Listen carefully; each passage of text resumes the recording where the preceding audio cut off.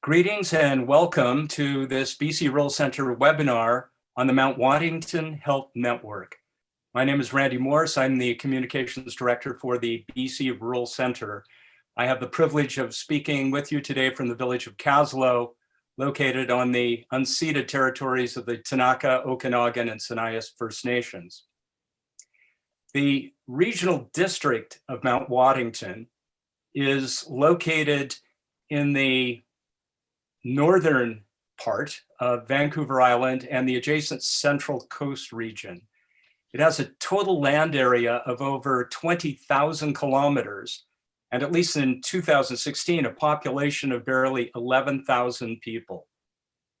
Simply put, the regional district of Mount Waddington and most of the catchment area of the Mount Waddington Health Network is a remote, sparsely populated part of our province, which of course presents often daunting health and wellness related challenges that are going to be familiar to many rural and First Nations British Columbians across our province. Over the past 14 years, the Mount Waddington Health Network, formed to tackle those challenges, has notched notable accomplishments in fields as varied as transportation, seniors and elders better living, youth issues, addiction planning, housing and homelessness, and food security. In today's BC Rural Centre webinar, we're going to tackle the questions of how and why the network was formed, how it works, what it does, who participates in it, how it measures success, its working relationship with Island Health, and how its experience might be applicable to other rural BC regions and First Nations. So with no further ado, I would like to recognize Christine Swain from Discovery Youth and Family Substance Use Services. Christine steers the network's Child and Youth Committee. Rosalind Glynn from Hardy Bay Seniors, who co-chairs the network's Seniors Elders Better Living Committee. And last but not least, Angela Smith, the network's coordinator, who is going to lead our discussion today. Now, before I hand it over to Angela, I just wanted to say that normally it's our practice to let everyone on a webinar like this say hello and introduce themselves. But in the interest of time, and given the fact that our list continues to grow here, I think we're going to forego that pleasantry. So my apologies. It's personally my favorite part of almost every webinar. I want to also let you know that during the course of today's webinar, if a question pops into your heads, please feel free to use the chat function. You'll find that at the bottom of your screen and then over on the side. And you can pose your question to everyone, or you can tailor it to me. And we'll make sure that those questions are addressed at the end of the session. And I think we'll probably allow people to ask questions directly as well, at which point you'll simply want to unmute yourself. But during the course of the webinar, if you remain unmuted, just to ensure that our audio quality is as good as Zoom will allow, that would be much appreciated. So on that note, I'll hand things over to Angela Smith, coordinator for the Mount Waddington Health Network. Angela? Thank you very much, Randy, and it's nice to see everyone who's joining us today. I'm speaking to you from Port McNeill on the traditional territories of the Kwakwala-speaking people. And Christine and Rosalind are both in Port Hardy on the traditional territory of the Quag Youth First Nation. So we're happy to join you today. And also thank you, Randy, for the invite to share the story of what we're doing with the network here and how we make things happen. So Randy has given me the controls here to share my screen. So I'm going to pop up a PowerPoint that'll help guide us through the basic overview of the health network. And I'm going to try and keep it relatively short so we can talk more about the successes of the network, how we work, and answer any questions you might have, and delve into some of the topics that are more relevant to you where you happen to be. So on that note, here we are. There we go. So our catchphrase being healthy people, healthy communities. So I was interested in seeing that the BC Rural Centre has the catchphrase helping rural communities succeed. So I think both of these two things are intrinsically linked, and I'm happy to talk about this. Just gonna get myself set up here. So we'll go through the basic who, what, when, where, why, and how of the Mount Waddington Health Network. So like I said, it's a collaborative group. So we are constituted by partners in healthcare and in community.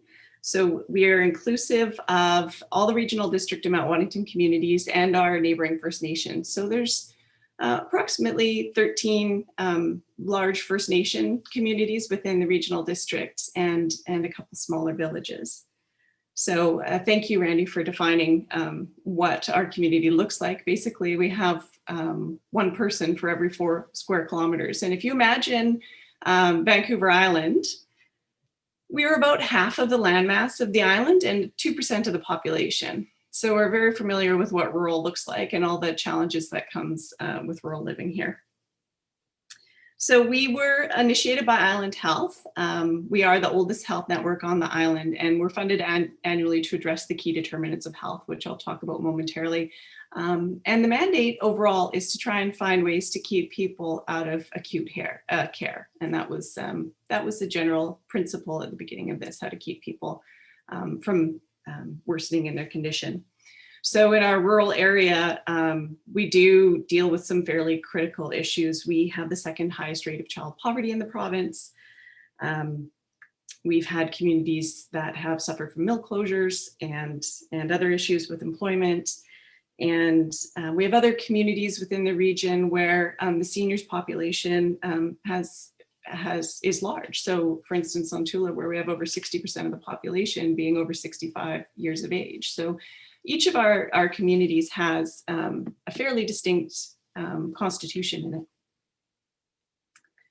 So the key determinants of health, and this is part of the scope of our mandate. Island Health looked at this and said, okay, what are the things we can look at? Health Canada, of course, drives the key determinants of health conversation around everything from income and social status to gender and culture.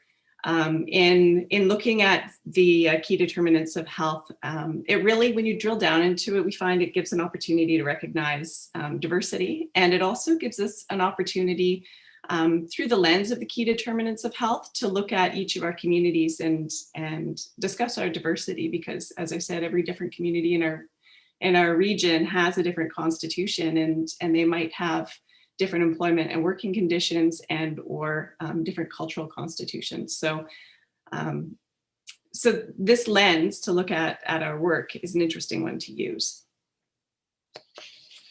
So in terms of the network, the Coastal Health Networks exist across the island. So we work collaboratively under Island Health and we regularly meet and discuss our concerns from an island-wide perspective. So I actually just met with the other coordinators this morning. We talked for 2 hours and we're in locations such as Mount Waddington, Strathcona, Comox, Oceanside, all the way down to Oceanside being Qualicum, Parksville, to other regions.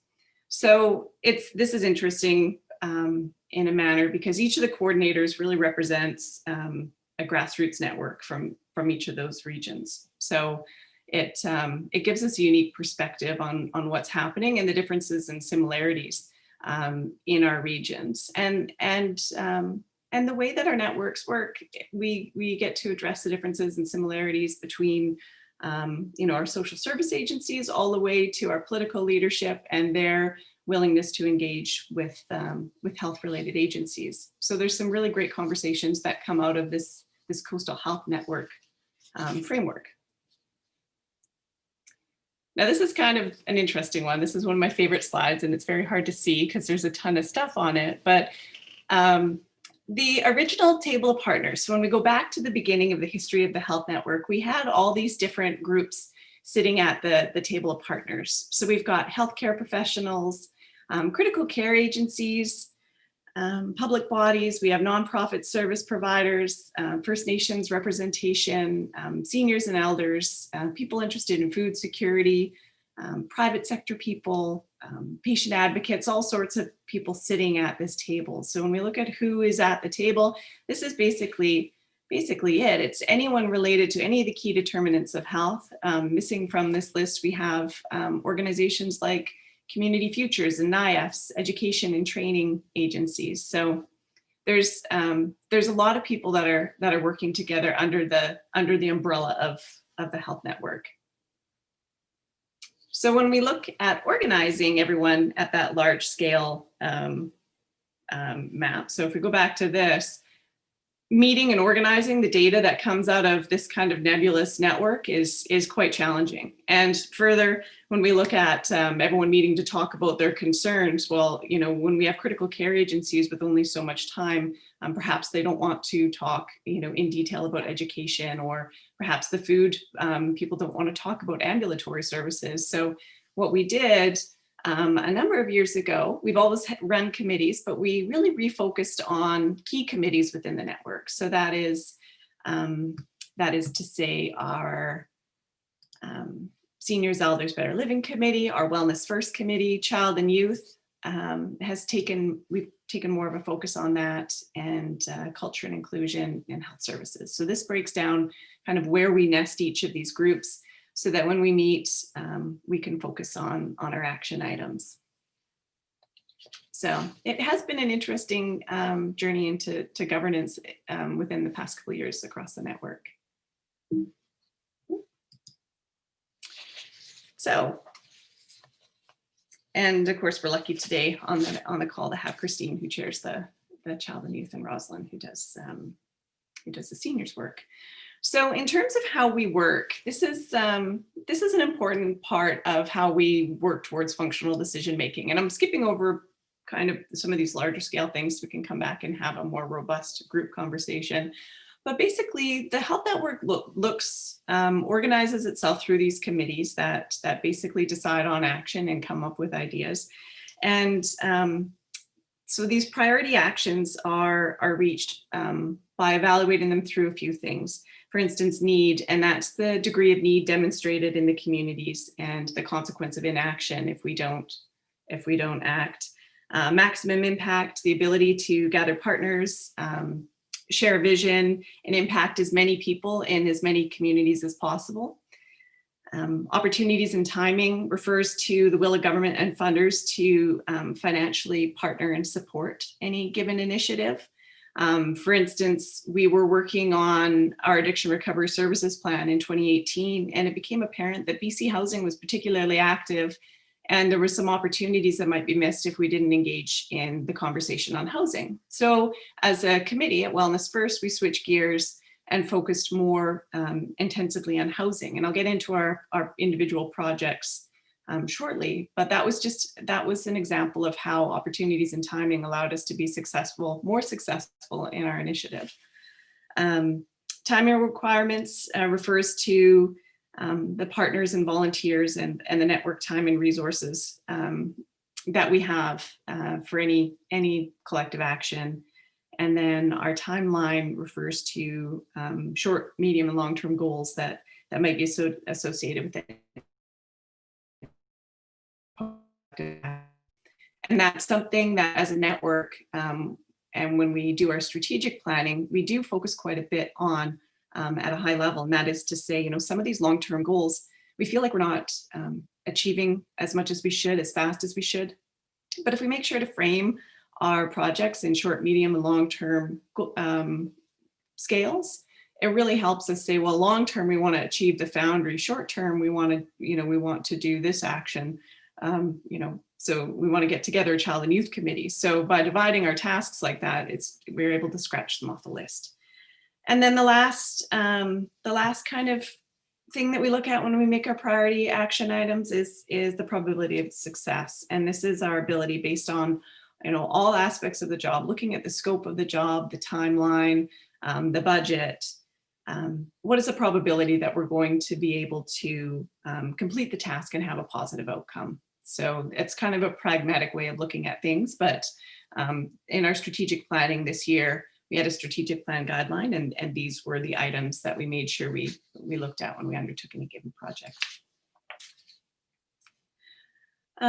And then, of course, this is the most important, I'd have to say, our ethics above all, and that is the way that we function as a network. So making sure that we're positive, supportive, and respectful, that we focus on equity and fairness, and of course that includes really recognizing diversity and inclusion. So that is a focus on cultural safety, on humility in our work, on inclusion of gender roles and identities and how people identify, and also focusing on the fact that we are grassroots first. And I think there's a lot of interest in that because a lot of what we do is informed by that bottom up approach. So we talk to people individually in community. We have the leads of organizations who are directly involved with people, bringing forward some of the messages from populations that have otherwise been more marginalized.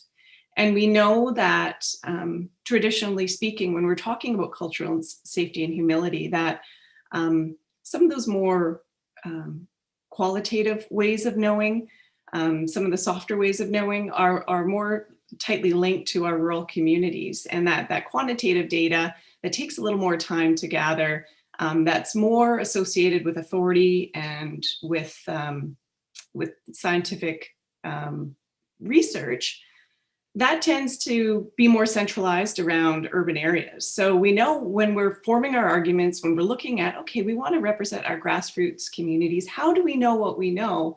How do we take these messages from grassroots people and like shove them up into this larger system that requires this qualitative data? So, you know, it's a bit of an academic look at marrying together what the network does and our grassroots people and making sure that their messages get through, but it's all part of our system and trying to make things happen for people on that grassroots level.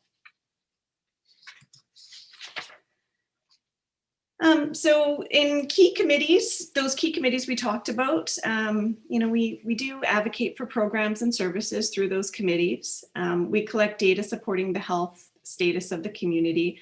And we also collect data on the observations of professionals and community. And that, you know, even when it comes down to our meeting minutes or the internal dialogue, it's just making sure that we keep good records of what's happening and try and simplify some of the stuff that comes across our desk. And so oftentimes, you know, we'll have complex problems at these levels, and we need to keep a grassroots connection. So we'll take some of this data and make infographics, or you know, if we're not reaching seniors when we look at collecting data and getting this information from them, and Rosalind can speak a little bit to this, we looked at how we're communicating and said, okay, well, we're missing a degree of connection in the community. So we went back to seniors, and we're trying right now to work through different ways to communicate and keep in touch. So further on the entire network front, we aim to identify gaps in services, which is always a big thing for rural communities. Help find ways to streamline services, or maybe make introductions within the network to help people streamline their services. And we try to promote complementary, not competing initiatives. So this is an interesting point in that we have been working on, for instance, housing, and we talked about doing a housing coalition, and some of the feedback was, well, we're not entirely open to sharing from organization to organization, because then we're going to be competing against each other for the same funds.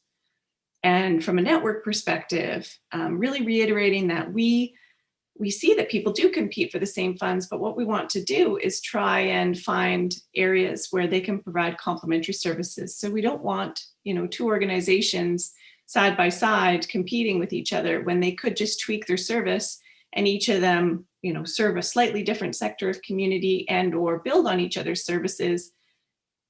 And that kind of cooperation when you're going to funders goes a long way. So identifying that and working through that. And then we also look at fostering collaboration on projects across communities, groups, different demographics and cultures. So trying to make sure everyone is connected and those introductions are made. So in terms of staying organized and setting our priorities, like we have all these committees underway, and of course we're very lucky to have that Island Health seed money for our organization. But when we're getting organized, foremost we're guided by our strategic plan. So I don't actually have a copy of it pulled up right now to share with you, but it's quite a simple plan, and it looks at each committee, the framework of each committee, and under that are who's on the committee, and we set our goals for, short, medium, and long-term goals for this committee. So we know that sometimes our committee goals we're not going to be able to touch them for 5 years, but if we're chipping away at these short-term goals, we'll see actionable stuff happening. So overall, and then sometimes, of course, things come up, but when we look at setting our priorities, making sure that we're guided by that overall strategic plan kind of keeps us on track. We use our seed funding on collaborative projects that aim to impact the entire region. So that is making sure that we touch as many people as possible in our action. It's very easy to get kind of sidetracked and singularly focused, as we know. And we also assist on pilot projects that might be implemented across the entire region. So for instance, we did a digital literacy, like a seniors computer help mentorship program, where we found that our large scale classes, weren't really working well for computer literacy. But we did a mentorship program in partnership with the Village of Port Alice and the library, where one-on-one mentorship happened. And we found a lot of great key learnings from that. And we also found the capacity that this post-COVID can be implemented across the region. So that's an example of like one small project that we would take on, but knowing that if it's successful, we can touch a lot of people. So just further help organizations identify and access opportunities. And we also look at things that we don't do. We don't provide funding or administrative support for programs in the region, but we will provide support or administrative initiatives in the region. So if there's a bunch of people working on something, we'll step in and help, but we don't provide that one-on-one engagement with organizations. So that kind of keeps everything fair and equitable. So that's kind of an overall of the framework. And what's neat about our committees and the way that we've structured them is we've managed in the past couple of years to do a couple of fairly neat projects. So on the bottom of the screen there, you'll see we have, of course, our Wellness First committee. Wellness First deals with the most critical needs in the community. So our addiction recovery services fall under that, mental health services. Lots of people meet at Wellness First, child and youth. Christine sits on this committee as well. And we look at poverty reduction and other things. So these committees are very action oriented. And that's the nice thing about having small focused committees that lead into a larger network, is that it allows us to really focus without, everyone has a similar take on things. We all share the same language and vernacular. We don't have to do backgrounders on some of the stuff around addiction recovery services, because of inherently, by the people who are involved in the committee, they are already fairly up to date on that and have some great ideas. So those focus committees, our addiction recovery services update was an initiative that was done in 2012. And for the past couple of years, we've analyzed the strategies that came out of the recovery services plan, the level of impact, and then we went forward and now, so we've just selected a proponent who's going to be evaluating the plan and then looking at new strategies and updating it, and looking at how we help different organizations across the community implement COVID safety procedures, or this might be addressing the opioid crisis, things that weren't really prevalent in 2012. At Wellness First, we're going to be launching a poverty reduction strategy. So there's a student, hopefully, fingers crossed, it looks like that's going to be joining us in January from the University of Victoria to help us plan regionally what we can do around poverty reduction. And we're fortunate, the network, through my role as coordinator, we have the capacity to look at what other areas are doing around poverty reduction. The provincial government's taken the lead on this. on poverty reduction. So there's a lot of work that's already been done. So we like to take that work and launch from that place and not recreate the wheel. So it's a lot of connecting on things. Emergency food security assessments. We're going to be looking at quantifying where the emergency food in the region is going and how people are accessing it. This is an exciting project, this next part, and very I'd say appropriate for this rural conversation. Homelessness and housing security. So through our Wellness First committee, we we decided, well, we need a housing needs assessment for the region, and we need a strategy to figure out how to address housing. So in 2018, we started this project. We got BC Healthy Communities on board, and they started looking at this with us, and we came up with 6 key points to work towards housing security in the region. So, and this addressed everything from dire social needs to, what are we looking at from policy within our communities that are inhibiting access to housing. So we looked at that.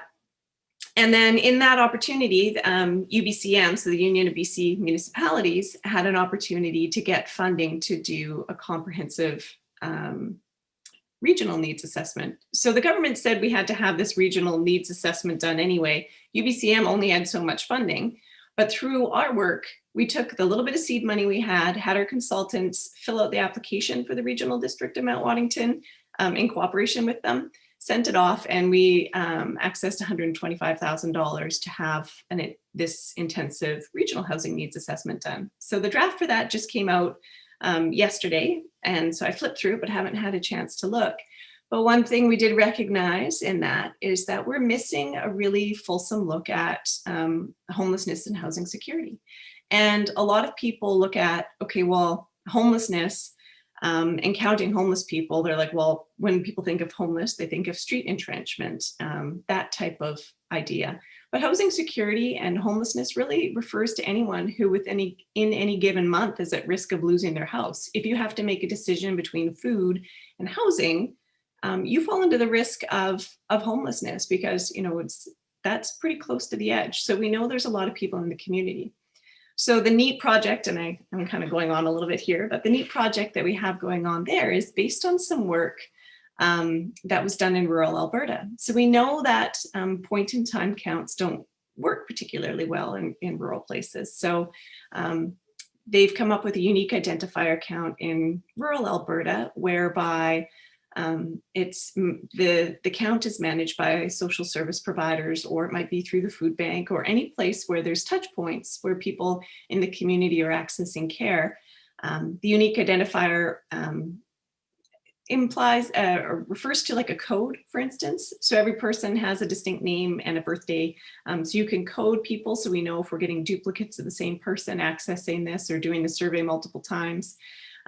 So these go out to service providers over the course of a month. They collect the data and come back with a fairly fulsome look at housing and homeless needs. So we've just, through the Health Network, leveraged some of our funding, and we're going to be going forward with this in the month of February of this year. So this is really exciting stuff that is happening under a network, and through, you start with this nebulous network, but through all these little committees and action groups, we're finding ways to chip away at some pretty big problems.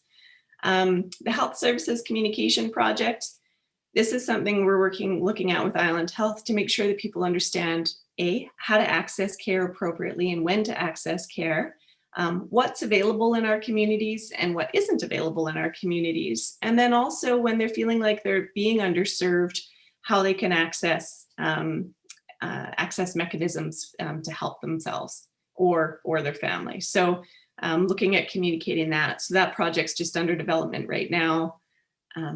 We had a huge win, I'd have to say, and this is under Christine's watch.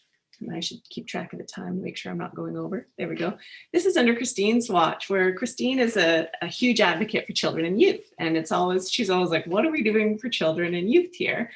And came forward with, and showed us the example of the Foundry. So the Foundry is an integrated youth health center that was started. There's a location in South Granville, and it's slowly started branching out from there.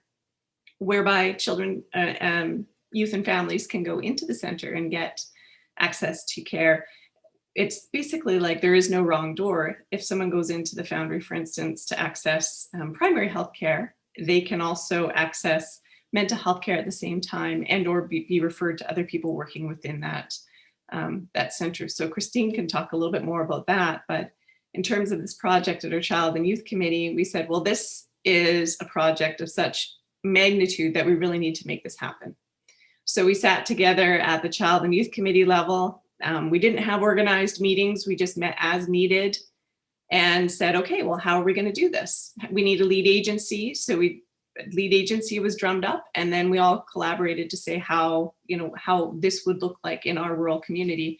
And so we went through the expression of interest phase. We were successful. And then the Health Network helped again fill out the application, went through the second phase, and we've been awarded. We're one of 2 places in BC where we have a rural Foundry Center opening up. So that is pretty exciting stuff for us. And it was through, the care of Christine at a grassroots level saying that it's true, at a grassroots level saying, this is what we need, this is a solution, and how do we get there? And really brainstorming what we do from there. And then, so those are just examples. Transportation needs, we were fundamental in helping set up transit. And I could go on and on about all the great stuff that the Health Network does, but really it's the governance piece, I think, and the collective will of grassroots people to, come together that make this thing so successful.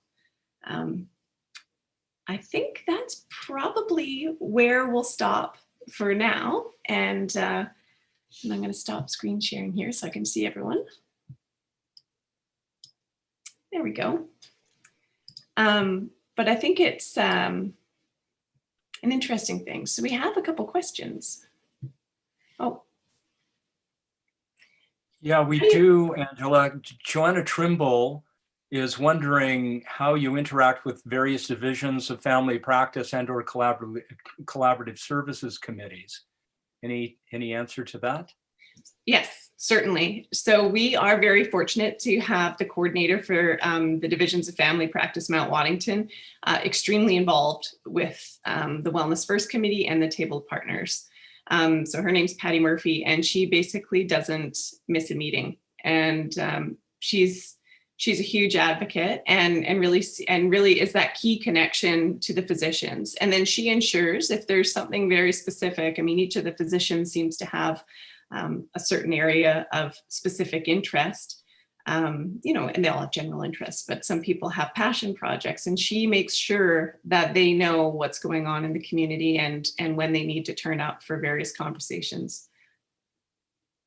Yeah, so thank you for that question. This is the thing too. It's very interesting. Every coastal health network has a different way of engaging. So our relationship with divisions is extremely strong.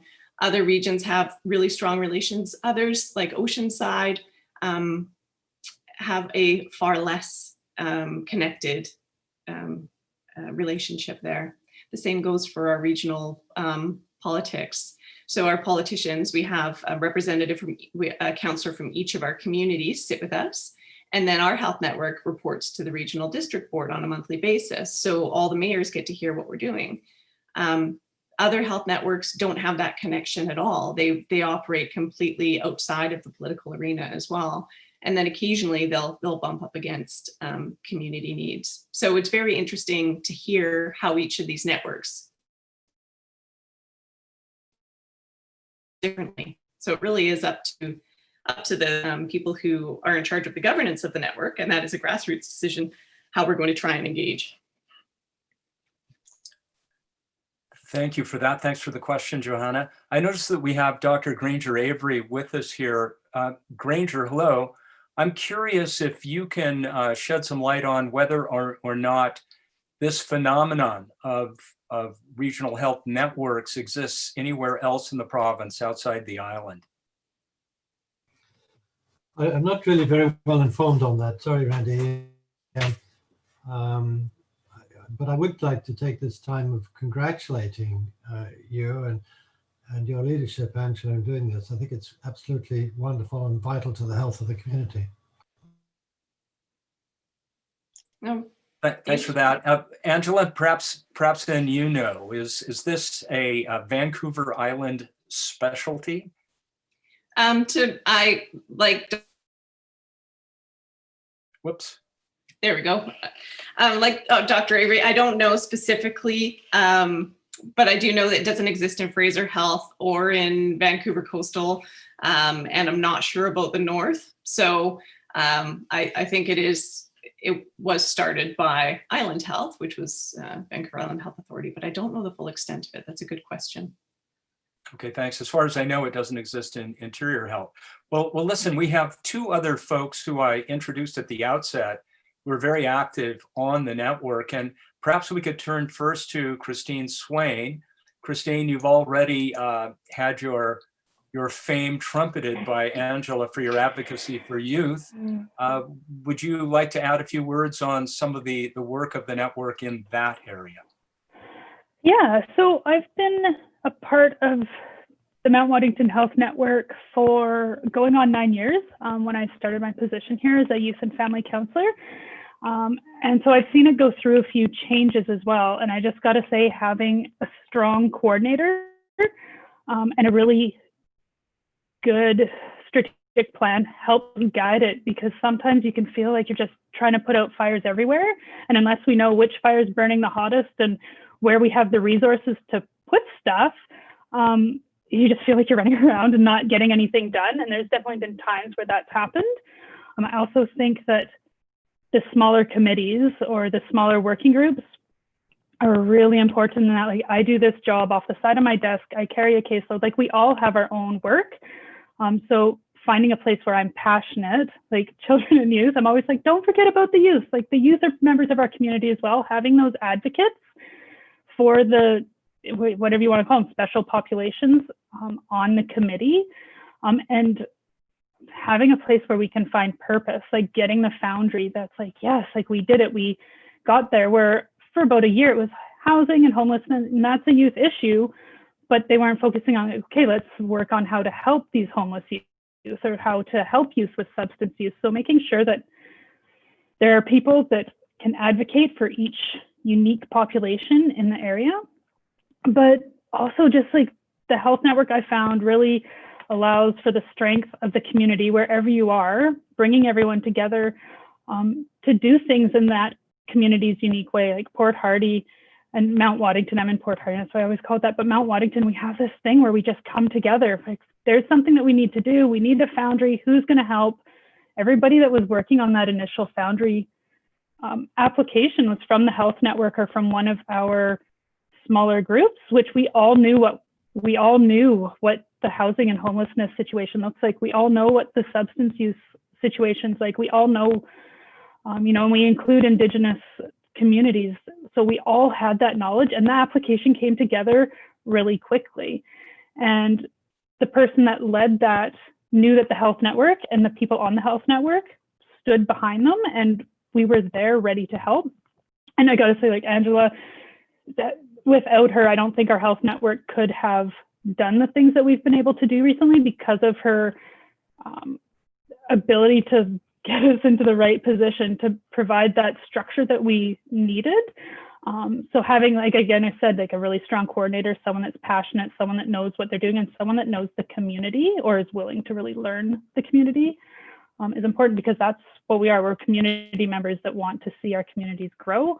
So yeah, I've really enjoyed working on the health network, and there's been so many projects in this area that I've never expected to happen in a small town. They seem like, downtown east side kind of programs, and here we are, Port Hardy or Port McNeill, and we have these things that aren't happening everywhere else, and it's really important. It's really been improving the lives of our community members. Terrific. Thank you, Christine. So let's move from one end of the demographic spectrum to the other. And Rosalind, I wonder if you could say a few words about some of the network's work that's focused on seniors. Yeah, we meet together every month. We try and get every community involved. And then we all do a report on what is happening in our various sectors. But I just want to comment on what Christine said, that I am very happy to work with Angela. She's I find her terrifically efficient. I find everything that we work together, we get things achieved. And so with her help, I decided that I would become the co-chair of CBLAC. I've been resisting it for about 3 years. So, but I am the chair of the seniors in Port Hardy, and we're an award-winning seniors group with the work that we've done. And we've gone from 70 members to over 200 in the last 3 years. But at the moment, I felt totally helpless last week, and I don't think that the health network can help me on this. We had a 36-hour power outage. On top of COVID, that was really scary for our seniors. We could not contact any of them. We couldn't feed them. We couldn't make sure that they were warm, and that bothered me. So I'd like to kind of put that something into the health network where we have some kind of plan to look after the most vulnerable of our population in case of the next power outage. The power's already flicked twice today, so I'm not sure what's happening. But I think as CBLAC, I think we need to learn to do more in coordinating and cooperating together with all the various areas that come into the group. We've got Sontura and Alert Bay, Port McNeill, Port Hardy, Port Alice. But we don't get too many of the Indigenous people sitting with us, and I would like to see us expanded to include those. Okay, thanks very much, Rosalind. Yeah, that point about a plan to handle emergency situations, which are so common across rural and remote and First Nations BC, is a really, that's an excellent point. And I can imagine that must have been frightening for a lot of your fellow senior citizens in the area. I noticed that we've got Doug Blackie on our call. I think we do. We have Doug's smiling face there, and there he is live. Doug, I don't mean to pick on you, but I know that because you're leading the charge in a pilot through the Rural Coordination Center aimed at exploring the possibilities of giving rural citizens access to their personal health records. If anything that you've heard from Angela, Christine, and Rosalind resonates with you in the context of that work that you're doing. Yeah, no, thanks, Randy. And you're sort of putting me on the spot here. I was hoping just to kind of listen and learn, but I think what the work that's been done and is being done in Mount Waddington is a model and has been a model for several years. And certainly at my time with Island Health, we did engage several times with the network there, just around primary care services and things in Port Hardy, Port McNeill, and Port Alice. We and it really is a model going forward in terms of community engagement. So the Rural Personal Health Record Project, which people I'm noticing on the call today, like Johanna and Sue Raymer, are aware of because they are excellent members of our Partnership Plus table provincially, which is helping to guide the implementation of British Columbia's first rural personal health record. And this project is hoping to accelerate and advance work that's being done now in the health authorities to provide solutions to rural residents to enable them to have access to and control over their health information. So this is pulling in information from your primary care providers, from the health authority and other sources to allow you to have a bilateral communication with the healthcare system. So we're developing out the vision right now. It's early days in the project. But when we start thinking about the communities that have put their hand up basically around the province to express an interest in having a PHR project in their community, it's models such as this that we're going to be relying on to generate the community dialogue that's necessary between providers, citizens, First Nations, as well as health authority folks and policymakers from the ministry and funders to be able to advance this project and make it happen. So I'm always excited to see, because there's so much synergy and energy and just enthusiasm, I think, in Mount Waddington.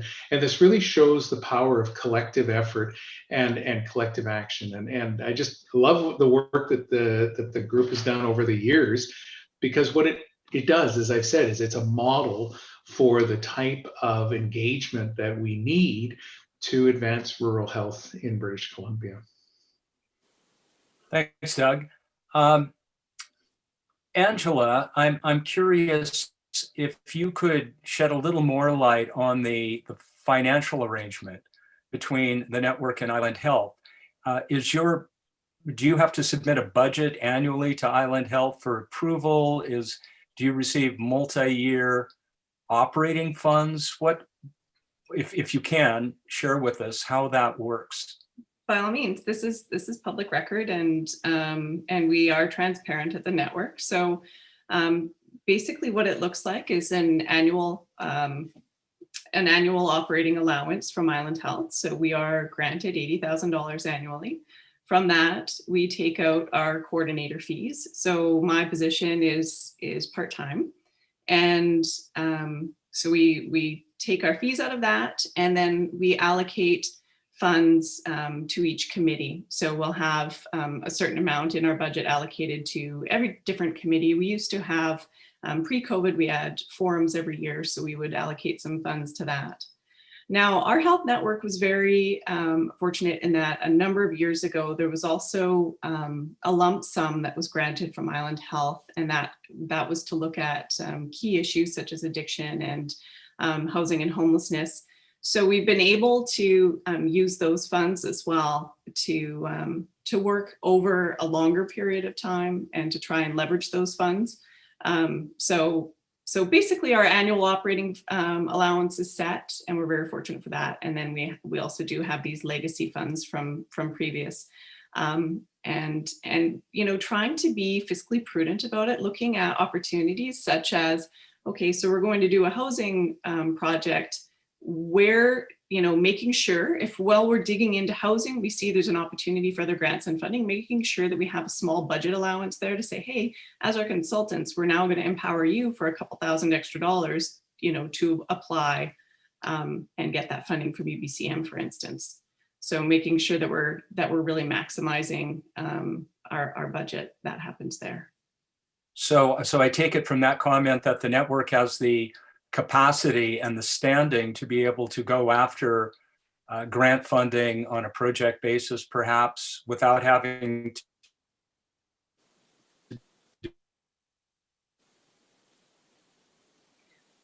Yeah, I lost you a little bit there, but I think I got the premise, and that is, yes, we do have financial stability, and that allows us to be effective. And one of the things that we're hearing from our members a lot is that year-to-year funding is really, and the potential of losing funding is really hard for a lot of our organizations. But having that seed funding, I'd say, in addition to the operational funding, has been key to our success. Understood. Thanks. We also have the BC Rural Center's Executive Director, Gordon Borgstrom, on the call. I think Gordon's there. Gordon, if you are there and listening in, if you could flip on your video. I'm not trying to pick on Gordon, but I know that the Mount Waddington Health, and I thought you might have a question that you might want to pose to Angela, Christine, and or Rosalind. Sure, I can try. I'm just thinking too, Randy, I don't know if it's just me or if other folks are having this. Every once in a while, you're cutting out for a section. I don't know if you might have to go with the earplugs again and the mic. I don't know if that's a problem. But one of the things I'd like to do is just thank Angela and Christine and Rosalind for a great presentation. I guess the one question I would have, Angela, is, I think you've already partially answered it, but it seems to me from your presentation, when Johanna mentioned, I think the divisions of family practice are a great thing and have a specific focus. That sounds to me like the beauty of these community networks is that you're much broader in what you're looking at than I think most divisions of family practice would be. And I think, as you've mentioned, really allows you to take a more holistic approach to some of the things that you guys are looking at. It's very impressive. Oh, yeah, thank you. And there's a couple things that we make sure to focus on. Island Health, we report to them quarterly, and they really want us to look at the upstream causes of people falling into poor health. So if it has anything to do with that primary healthcare aspect, or if it's acute care or operational around things that are happening in the hospital, it is outside of the scope of what we do. So really maintaining that upstream kind of perspective has been really important to our success. And it's hard because our communities also, they want us to look at lab hours. They want us to look at, things that are happening downstream, and really that's not where our success is. So yeah, we are fortunate to have that upstream perspective. And it also, it allows us to live in a really positive space too, because, there are these large problems, but we're not dragged down into that nitty gritty, I wasn't able to get into the lab on a Saturday conversation. We keep it high level and very forward looking. Yeah. I mean, the other thing I would just mention, Randy, is that, I became aware of you guys during the RCC Health Summit at the end of June that I suspect many of you were participated in. And what was fascinating, I was in a Caribou-Chilcotin group, and I've worked in both areas and everything geographically about the same size, maybe more or less. And it was really kind of interesting because on that call was somebody that sits on your network that brought it up, because even though there were only about 10 of us within that grouping in the Caribou-Chilcotin, all of whom work in healthcare, they were saying that a lot of times they did just the things we were talking about. They weren't aware what each other was doing. And it just seemed that somebody said, well, we have this network here in Mount Waddington, it works really well, blah, blah, blah. And I thought, what a fascinating model. And as you say, as far as I know, it's not in any other health authority. And so I think it was very forward thinking of Island Health to think of it. And it'd be wonderful to see these things in other parts of the province. Thanks, Gord. We have another question from Johanna, who I believe is joining us from the Sunshine Coast today. Is that right, Johanna? Right. And she's wondering, I guess this is really focused on Rosalind. Do you have a regional seniors planning table or seniors action table? And if so, are they heavily involved? I'm not quite sure I understand the question. We're involved. Well, Johanna, why don't you unmute and you can just have a quick conversation with Rosalind directly. Go ahead. Yeah, Rosalind, I'm asking because I'm on the seniors planning table here in the Sunshine Coast. And what that is a group of about, I think, 30 to 40 organizations that are all focused on seniors in one way or another. And we meet several times a year. And there's also a steering committee. It's just kind of a way to pull together all the seniors focused groups so that we all know at least what each other are doing. I wondered if you had anything like that in your region. Well, basically what we have is the CBLAC committee, which is the Seniors Elders Better Living Advisory Council.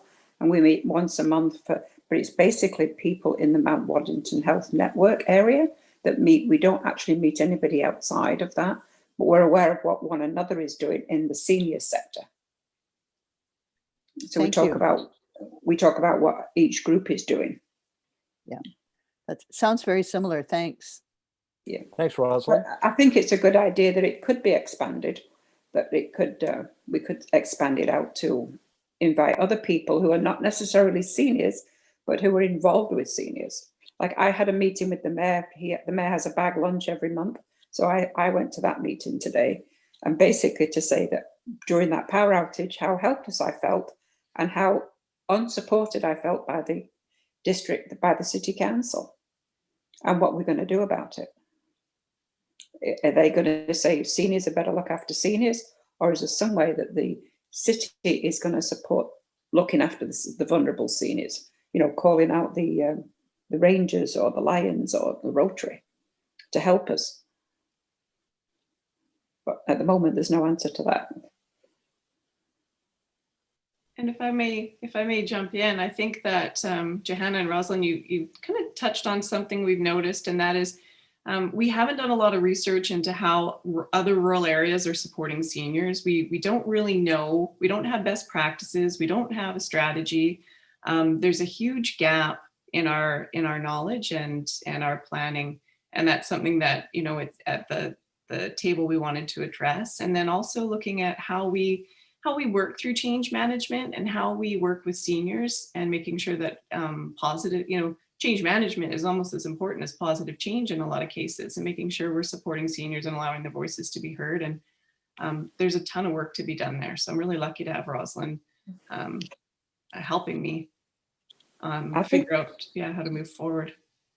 I think one of the things we've done, we've gone from being a social group that met to have fun, have lunch, do crafts, do pool, do anything during the week, into a social services group now, where we meet every 2 weeks. We take in the food from the loaves and fishes, and then we cook it and we send it out every 2 weeks. We were doing every week, but they're all seniors who are doing this. And basically they couldn't keep up. So we decided we would go every 2 weeks, and we do between 50 and 80 meals. So we are the ones supporting the seniors.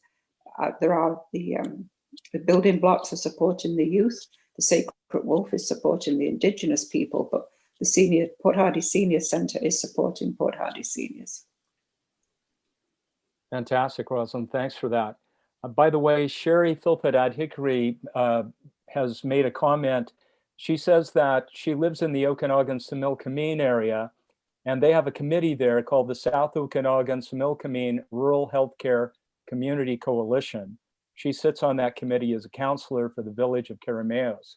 So there we have an example of, in this case, a community in the Similkameen, South Okanagan, that has formed, it sounds as though, something perhaps similar to the network.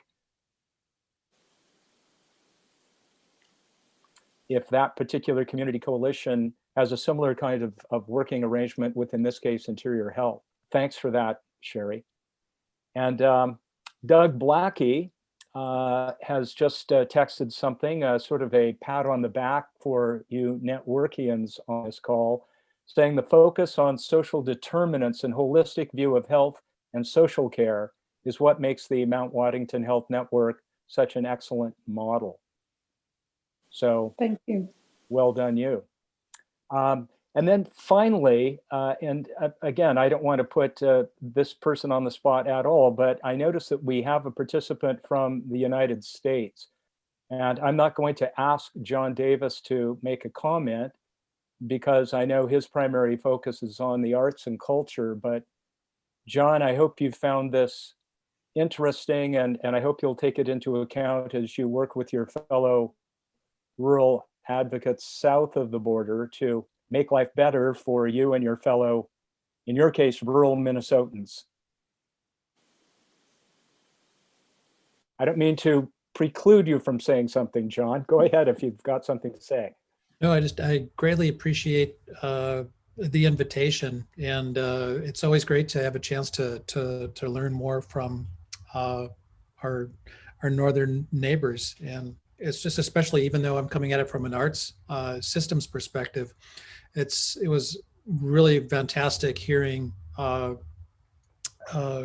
ways of approaching community issues, especially from a wellness standpoint from a rural area. I live in a really small community in Minnesota, population 700. So there's some commonalities of challenges, and it's just really refreshing to hear perspectives. So I appreciated your presentation, Angela, very much. Oh, thank you. Thanks, John.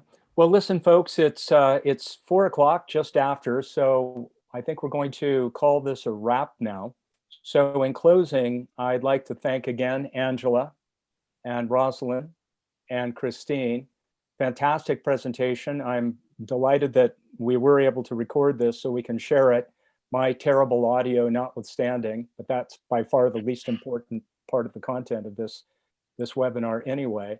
So thank you again for sharing your experiences. I think you've given us all some real food for thought, and as Gordon said, hopefully this is something that can be emulated elsewhere in the province.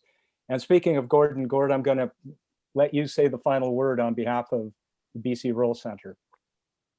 Well, just that I really appreciate everybody taking the time. I know everybody's very, very busy these days, and I think a lot of folks are getting rather tired of Zoom meetings, but I found this very, very worthwhile. So thanks very much to everybody for taking the time, and hope everybody stays safe. Thank you. Bye. And if anyone wishes for any documents or plans or anything from us, just shoot me a line and we'll send them on. Okay, bye everybody. That's terrific. Thank you. Thanks so much, everyone. Be well.